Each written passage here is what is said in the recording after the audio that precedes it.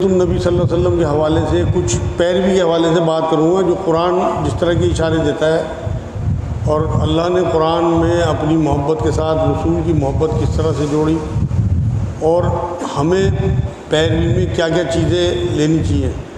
ہم صرف حلیے کو یا حب جبے اپنانے کو سمجھتے ہیں کہ ہم سنت پہ ہیں، جبکہ سنت رسول جو ہے وہ نبی کے رویے میں، اور اسی کو اللہ رب العزت نے قرآن میں جگہ جگہ بیان کیا ہے، مگر میں 2-3 آیتیں آپ کے سامنے پیش کروں گا بس انشاءاللہ، اس کے بعد سب ساتھی اپنا کھانا کھائیں گے صاحب۔ اعوذ باللہ من الشیطان الرجیم، بسم اللہ الرحمن الرحیم۔ قل ان کنتم تحبون اللہ فاتبعونی یحببکم اللہ ویغفر لکم ذنوبکم واللہ غفور رحیم۔ یہ آیت ہے آل عمران 3 نمبر کی صورت ہے، اس کی 31 نمبر آیت ہے۔ اس کا ترجمہ اس طرح سے ہے کہ کہہ دیجئے اگر تم اللہ تعالیٰ سے محبت رکھتے ہو تو میری تابع داری کرو۔ نبی سے کہلوایا اللہ نے کہ اگر تمہیں اللہ سے محبت ہے اور اللہ سے محبت کا دعویٰ کرتے ہو تو اتباع یعنی کہ آئیڈیل رسول اللہ ہوں گے، خود اللہ تعالیٰ تم سے محبت کرے گا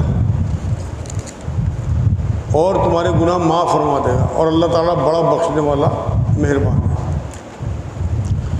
اب آپ یہ دیکھیے کہ اللہ رب العزت نے یہاں ہمیں کتنا بڑا تحفہ دیا ہے کہ اگر تم نبی کی اتباع کرو گے، اتباع اللہ کی محبت پانے کے لیے، اللہ سے محبت کرنے چلیں تو رسول اللہ کی اتباع کرنی پڑے گی، اللہ تم سے محبت کرنے لگے گا۔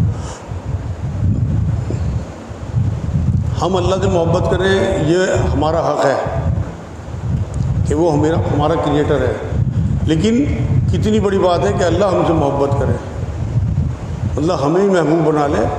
محبوب اللہ تو محبوب ہے، ہمیں کہہ رہا کہ میں تم سے محبت کرنے لگوں گا، یہ بہت بڑا جملہ ہے قرآن کا۔ تو اس لیے پیروی رسول جو ہے، اتباع جو ہے، وہ نبی اکرم صلی اللہ علیہ وسلم پیروی کہتے ہیں پیر پہ پیر رکھنے کو۔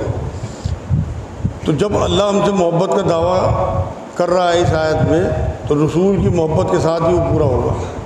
قرآن میں ہی اللہ رب العزت نے سورہ بقرہ ہے پہلی سورت، اس کی 165 نمبر آیت میں ایک چھوٹا سا حصہ ہے اس کا، والذین آمنوا اشد حبا للہ، یعنی کہ جو مومنین ہوتے ہیں، جو ایمان والے ہوتے ہیں، ان کی محبت اللہ کے لیے شدید اور سخت ہوتی ہے، سب سے زیادہ محبت اللہ سے کرتے ہیں، مطلب تمام چیزیں جو ہیں وہ پیچھے ہیں، جو صحیح معنوں میں ایمان والے لوگ ہیں۔ یہ قرآن کی آیت بتا رہا میں آپ کو، سورہ بقرہ 165 نمبر آیت۔ تو یہاں مومنین کی صفات بیان کی کہ ان کی محبت کا جو سب سے زیادہ سخت اور شدید معاملہ ہوتا ہے وہ اللہ کے لیے ہے۔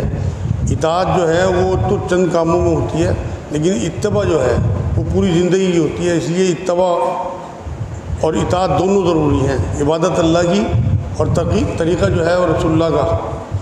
قرآن اللہ کا کلام ہے لیکن لائے رسول اللہ صلی اللہ علیہ وسلم، احکام اللہ کے تشریح بیان کی رسول اللہ صلی اللہ علیہ وسلم نے احادیث کے ذریعے۔ رسول اللہ نے دونوں، رسول اللہ اور اللہ دونوں کی اطاعت جو ہے وہ جڑی ہوئی ہے۔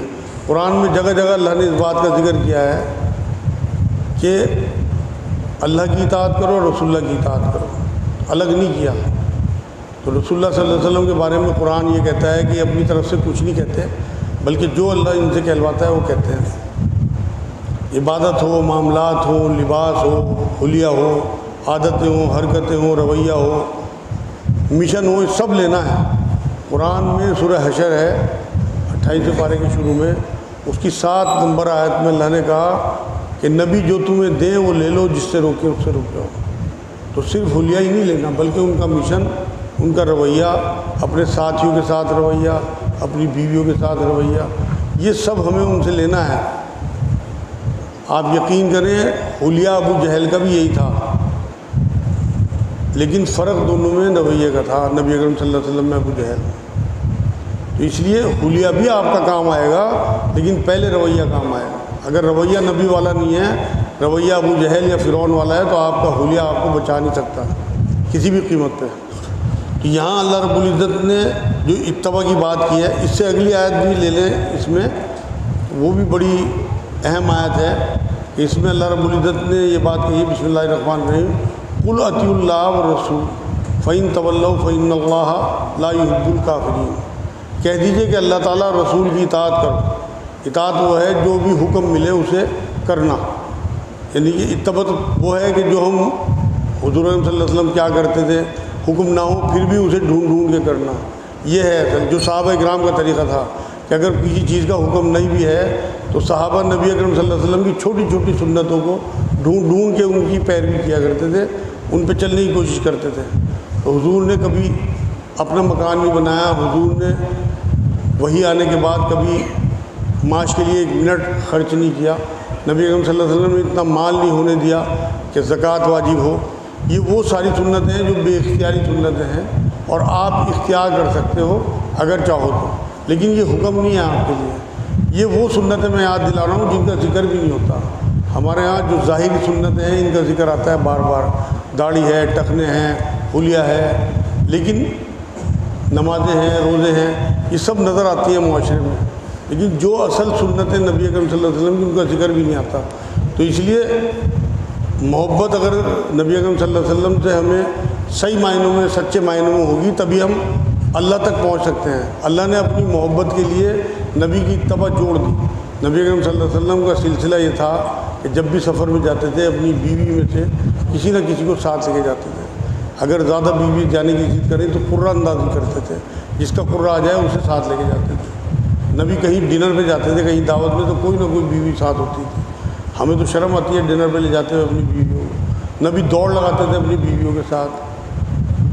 حضرت عائشہ جس جگہ بوٹی میں دانت لگاتی تھی نبی اکرم صلی اللہ علیہ وسلم بالکل وہیں دانت لگاتے تھے اپنے، اتنی محبت تھی۔ حضرت عائشہ رضی اللہ تعالیٰ عنہ ایک بار گلاس میں پانی پی رہی پیالے میں، تو نبی نے کہا عائشہ تھوڑا سا پانی چھوڑ دینا، اور پھر بالکل وہیں ہونٹ لگائے جان حضرت عائشہ کے ہونٹ تھے۔ اور ہم تو آج دیکھ لیں کہ ہم کن چیزوں میں اتباع کر رہے ہیں۔ بیویوں کی محبت واقعی ہمارے پاس، میرے پاس آنے والوں میں 99% لوگ اپنی بیویوں پہ ظلم کرنے والے ملتے ہیں، جو الحمدللہ پھر میرے سے بات کرنے کے بعد ہاتھ ملا کے جاتے ہیں کہ ہم آج کے بعد اپنی بیویوں پہ ہاتھ نہیں اٹھائیں گے، گالی نہیں دیں گے۔ کیونکہ نبی نے 63 سال میں نہ اپنی کسی بیوی کو گالی دی، اور نہ کبھی غصہ کیا، نہ کبھی ہاتھ اٹھایا۔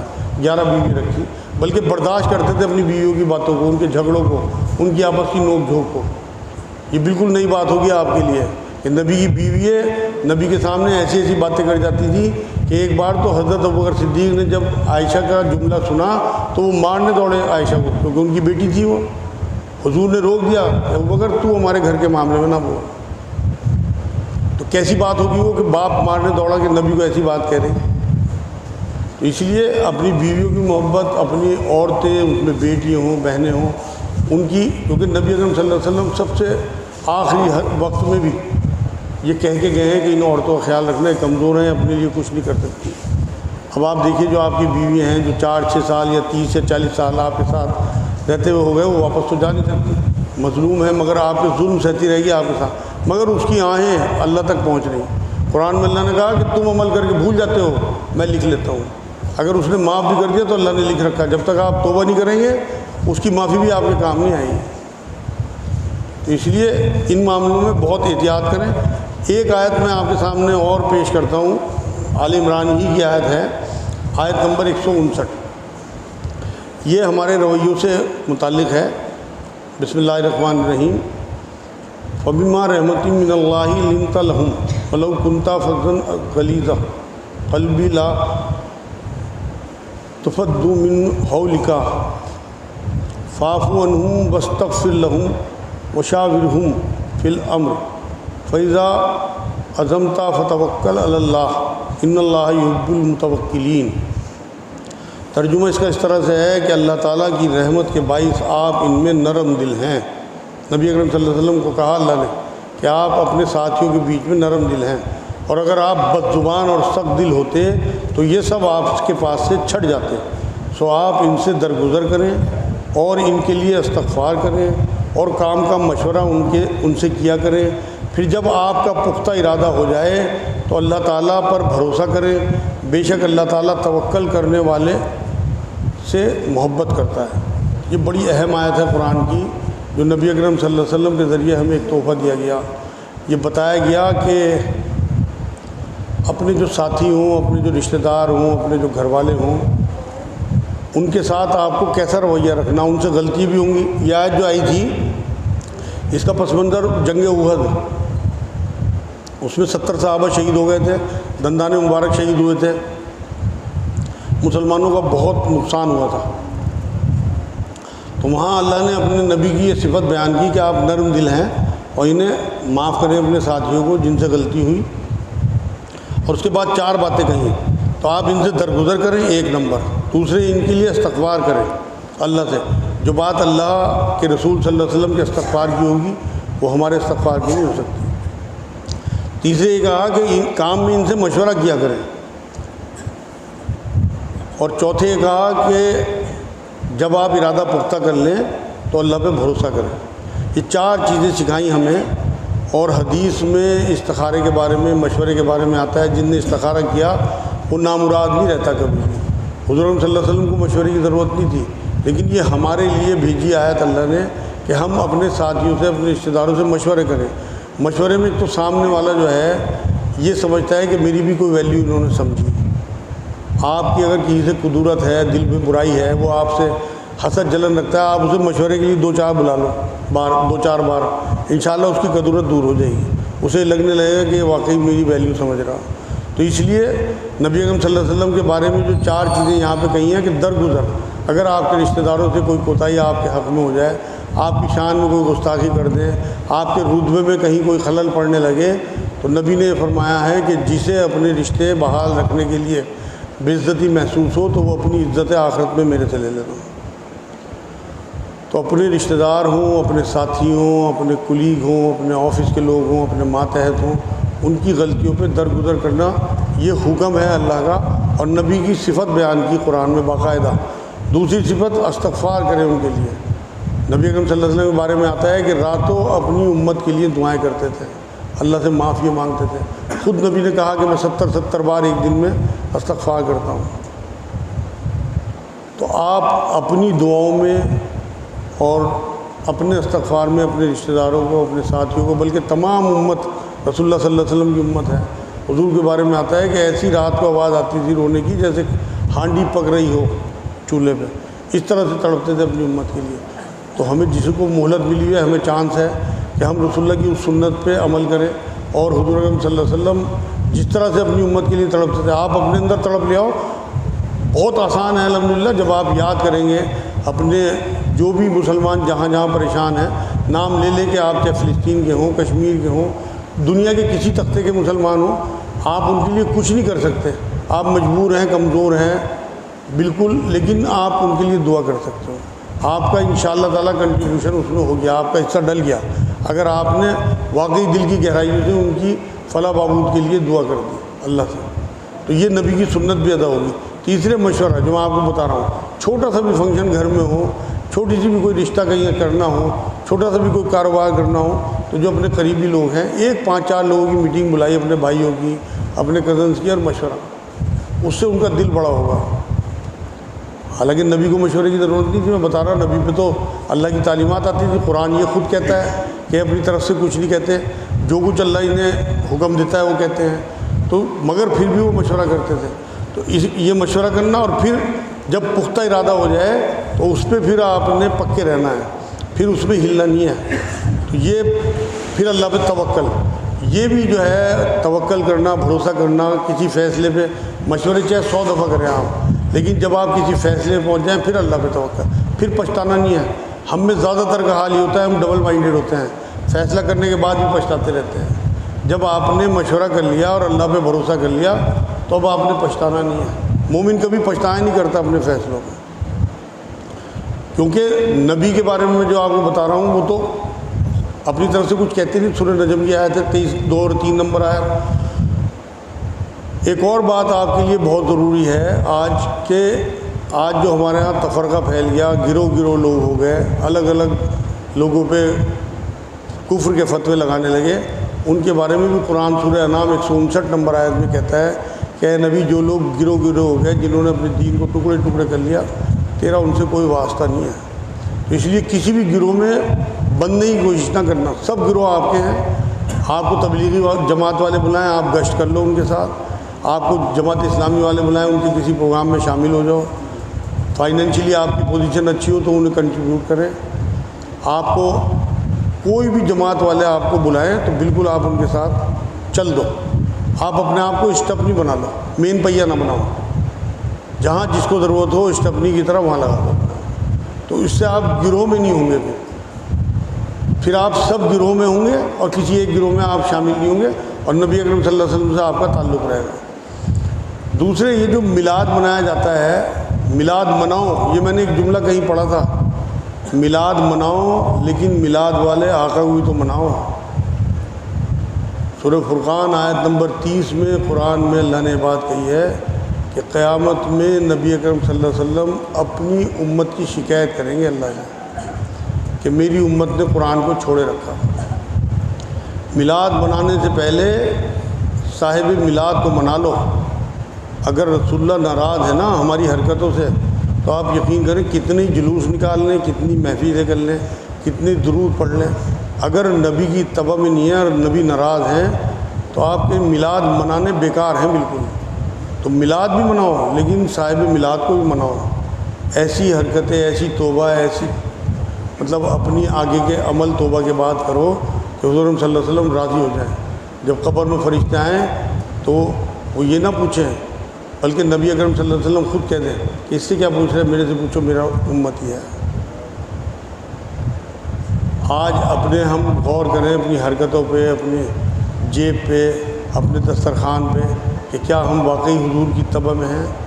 جو اللہ کہہ رہا ہے کہ اگر میرے سے محبت کا دعویٰ ہے تو رسول کی اتباع کرو. تو رسول کی اتباع میں آپ اپنے آپ کو خود چیک کریں, روز محاسبہ. آپ یقین کریں میں روز اپنا محاسبہ کرتا ہوں اور کہیں نہیں پاتا. اتنا مطلب الحمدللہ پڑھنے کے بعد بھی اتنے گناہ ہیں کہ آپ تصور نہیں کر سکتے. مطلب طبیعت ہی چاہتی ہے کہ اگر خودکشی حرام نہ ہو خودکشی کر لیں. اتنے گناہ ہیں اپنے اندر. جب آدمی محاسبے پہ آتا ہے نا تب اسے پتہ لگتا ہے. لوگوں کو تو لگتا ہے کہ بڑا دیندار ہے, بڑی باتیں کرتا ہے, بڑے, لیکن جب آدمی کو اپنا تو پتہ ہے نا, اللہ ایسی شان والا ہے کہ ہمارے تمام گناہ دیکھتا رہتا ہے, تمام اختیار کے باوجود ہمیں نہیں پکڑتا. اگر وہ ہماری پکڑ کر لے تو آپ یقین کریں ایک قدم آگے نہیں چل سکتے. تو اس لیے اپنا محاسبہ شروع کریں. دوسروں میں غلطی نکالنا بہت آسان ہے. اصل میں کامیاب لوگ وہ ہوں گے جو اپنے اندر کمی ڈھونڈیں گے پھر انہیں دور کریں گے. جب نبی اکرم صلی اللہ علیہ وسلم اپنے بارے میں معصوم ہوتے ہوئے کہہ رہے کہ میں 70 بار ایک دن میں استغفار کرتا ہوں, معافی مانگتا ہوں, اپنے لیے بھی امت کے لیے بھی, تو ہم میں کتنے لوگ ہیں جو استغفار کر رہے ہیں. استغفار یہ نہیں کہ آپ نے ایک جملہ اختیار کر لیا اور ایک تسبیح پڑھ لی استغفار کی. استغفار کہتے ہیں کہ آپ نے اللہ سے توبہ کی اور اس کے بعد آپ نے ان کاموں کو نہ کرنے کا عزم اللہ سے کر لیا. مطلب اللہ سے بیعت کر لی ایک حساب سے کہ اللہ اب یہ کام میں نہیں کروں گا, یہ کام جو ہے میں نے چھوڑ دیا آج, اب میں رسول کی اتباع میں ہوں.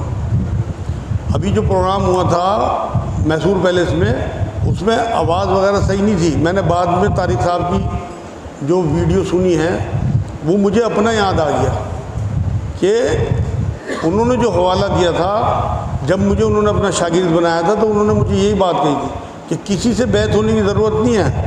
رسول اللہ صلی اللہ علیہ وسلم ہمیشہ کے لیے تھے, ہمیشہ کے لیے ہیں, ہمیشہ رہیں گے. اگر تجھے بیعت ہونا تو رسول سے ہونا بیعت. میں نے بعد میں ان کی تقریر سنی, اس دن تو میں تھوڑا بزی تھا, میں سن نہیں پایا. حضرت عثمان غنی رضی اللہ تعالیٰ عنہ کی انہوں نے مثال دی طارق صاحب کو کہ جب صلح حدیبیہ کے وقت حضرت عثمان غنی رضی اللہ تعالیٰ عنہ کو مکے بھیجا گیا کہ ان سے کس طرح صلح کی کوئی بات کر لیں, اور جب یہ خبر آئی کہ انہیں شہید کر دیا گیا تو حضور صلی اللہ علیہ وسلم نے تمام صحابہ سے جو وہاں موجود تھے اس ٹائم 15 صحابہ, ان سے بیعت لی, اور وہ موت کی بیعت تھی. اپنا ہاتھ ایک سامنے رکھا اور اس کے بعد سب نے حضور کے ہاتھ میں بیعت لی, اور ان تمام صحابہ کے بعد حضور نے ایک ہاتھ اپنا اوپر سے رکھا کہ عثمان کی طرف سے بیعت. حالانکہ عثمان کے بارے میں بات آ گئی تھی وہ شہید ہیں, لیکن نبی اکرم صلی اللہ علیہ وسلم کو تو اللہ وحی کے ذریعے بتا دیتا تھا کہ وہ الحمدللہ حیات ہیں, تو ان کی طرف سے ہی بیعت لی.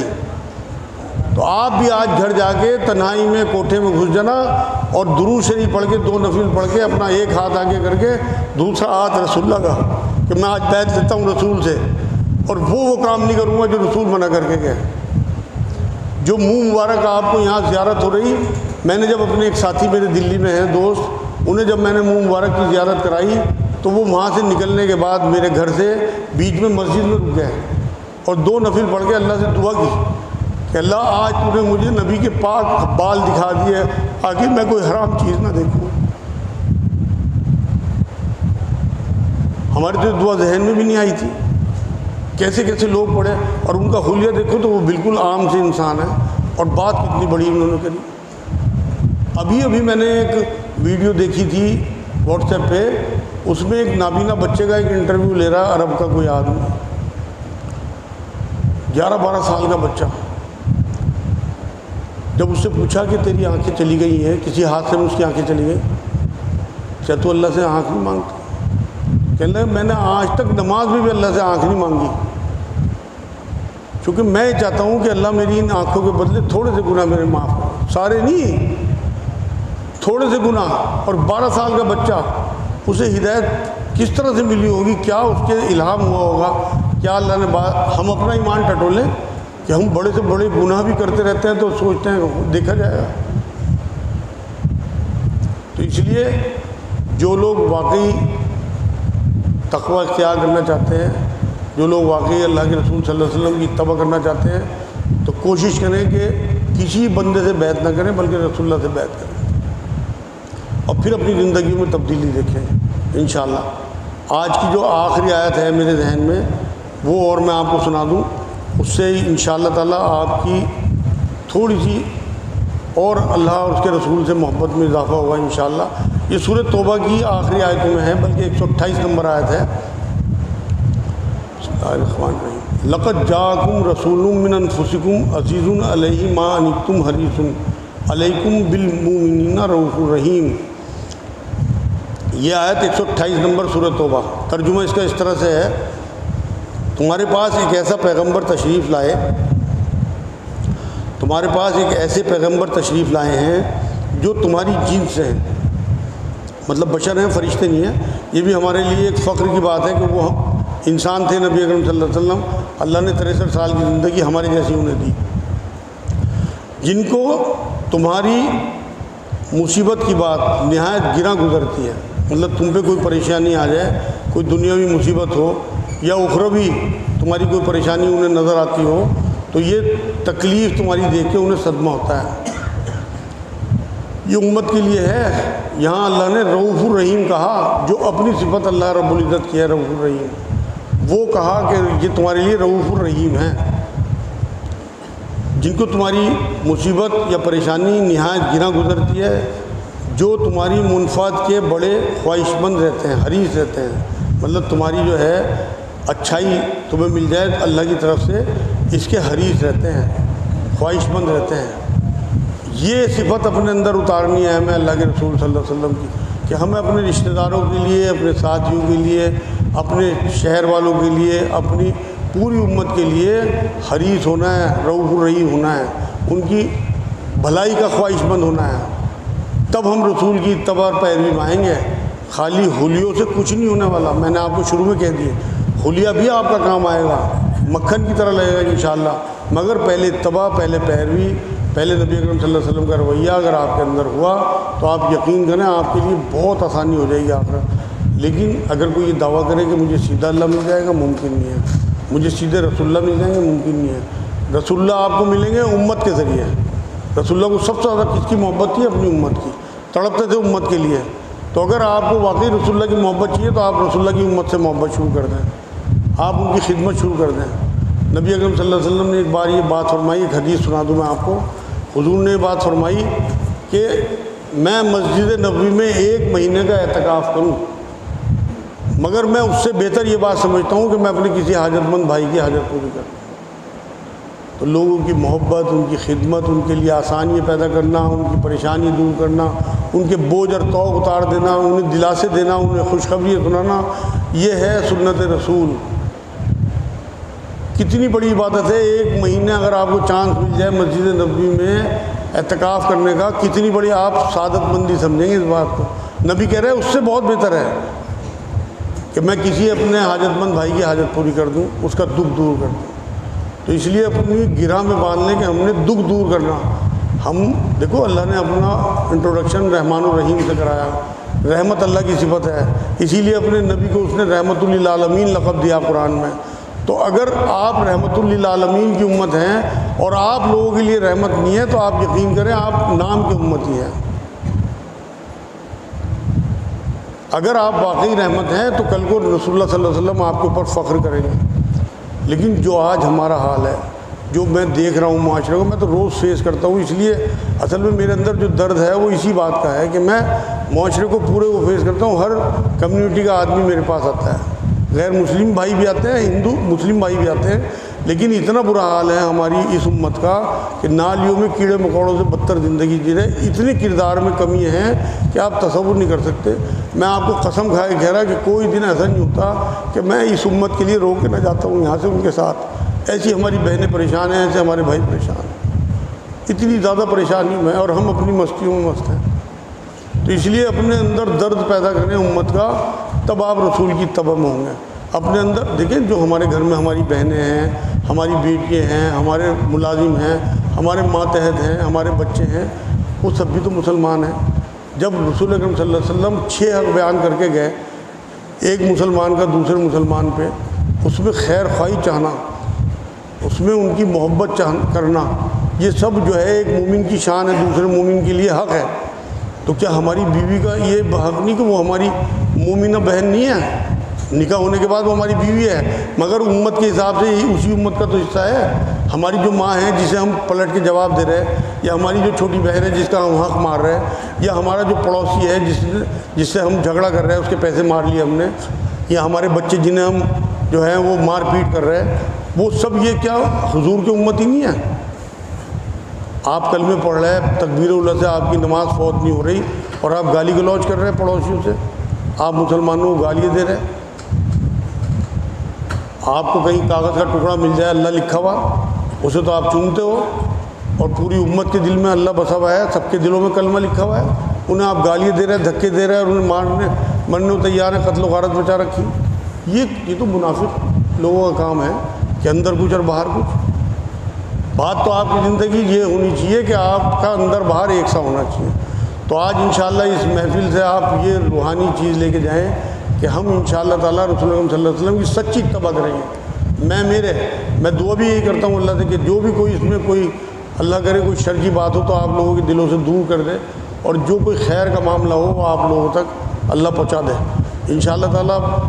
آج کی بات جو ہے وہ یہیں پہ ختم کرتے ہیں، اس کے بعد انشاءاللہ کھانا، اور اس کے بعد آپ لوگ مٹھائی اور آب زمزم لے کے رخصت ہوں گے۔ درود پڑھتے ہوئے اپنے گھر جائیں، اللہ سے دعا کرتے ہوئے کہ اللہ جو ہم نے سنا ہے میرے اس میں ہمارے اندر کرداروں میں تبدیلی آئے، اور ہم اپنے گھر والوں کے لیے خیر اور رحمت والے بنے، اپنے محلے والوں کے لیے، اپنے شہر والوں کے لیے کردار سے تبلیغ کرنے والے بنے۔ وما علینا الا البلاغ۔ اللہم صلی اللہ سیدنا محمد وعلی آل سیدنا محمد وبارک وسلم۔ اللہ تو ہمارے گناہوں کو معاف فرما دے، یا اللہ تو رحمت فرما دے، یا اللہ تو کرم فرما دے، یا اللہ تیری مہربانی ہے تو نے آج کا دن ہمیں عطا فرمایا، یا اللہ اس دن میں ہم نے جو عزم کیے اپنے دلوں میں، یا اللہ ان پہ ہمیں پکا سچا چلنے والا بنا دے، یا اللہ ہمیں اپنی اولادوں کو، اپنی بیویوں کو دین پہ لانے والا بنا دے، یا اللہ پاک ہمیں اپنے رسول، اپنے دین، اپنی کتاب